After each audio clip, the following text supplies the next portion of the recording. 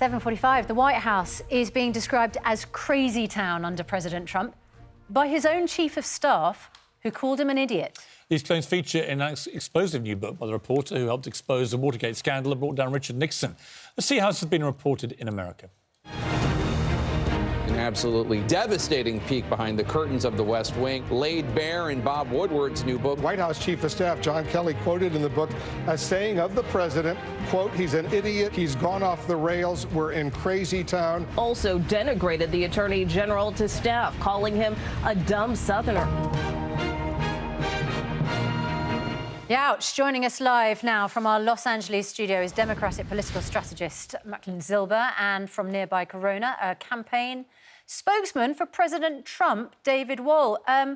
Very good to see both of you. Mr. Wohl, this is absolutely devastating. General Kelly, particularly Chief of Staff, we're in crazy town, saying this is the worst job I've ever had. Is he going to be upset by this, or is he just going to brush it off? Well, General Kelly already issued a statement today indicating this is absolute rubbish, that he's never said anything disparaging about President Trump. General Mattis, the Secretary of Defense, said the same thing, that it's garbage, that anything attributed to him disparaging the president is simply untrue. Press Secretary Sarah Sanders said today that these statements were made by disgruntled employees, former employees who are looking to take the president down. Look, there's been 4 books now. There was Michael Wolff's book, basically debunked completely. There was James Comey's book, turned out to be loaded with lies. There was Omarosa's book. We all know what happened with that. And now there's Bob Woodward, the former Watergate investigator. And frankly, all 4 of these are turning out to be hatchet jobs by feckless profiteers. The American mainstream media, and Piers probably knows President Trump better than anyone in the international media, but the American mainstream media has gone from legitimate journalism to a weaponized propaganda machine hell-bent on taking down President Trump, and Bob Woodward is part of that machine. It's very sad to see, but that's the reality, Susanna.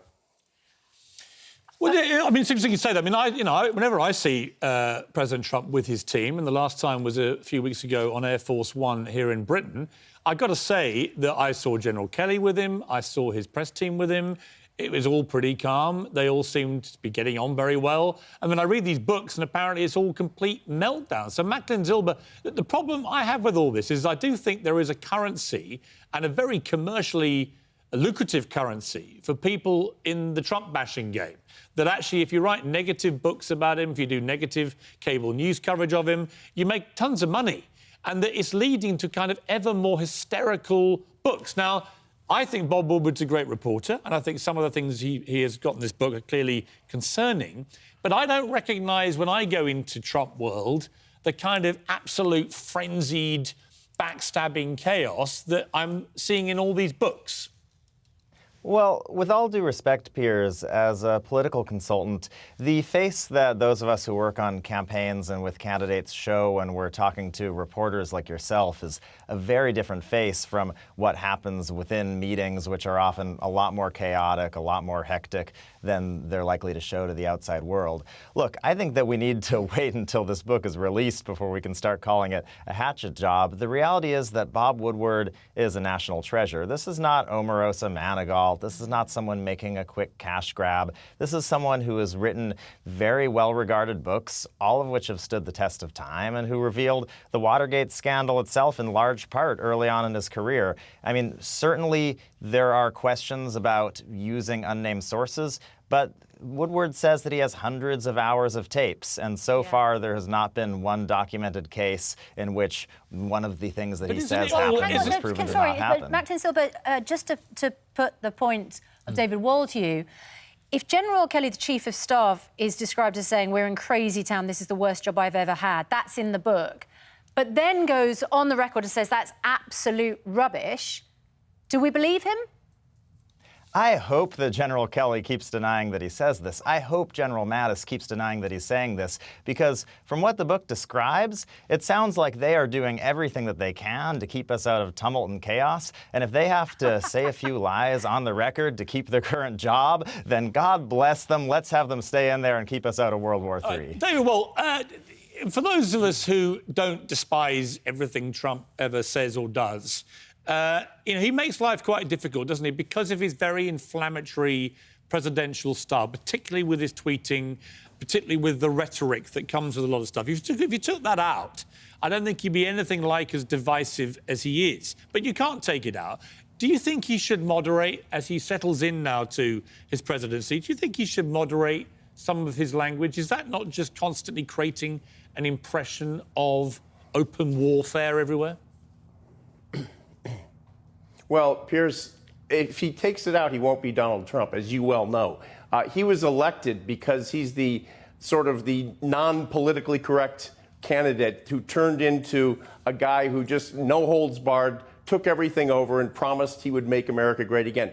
This is something really critically important about him, and I don't think he should change one bit. Remember something. When he declared his candidacy, the media, the mainstream media, declared war on him.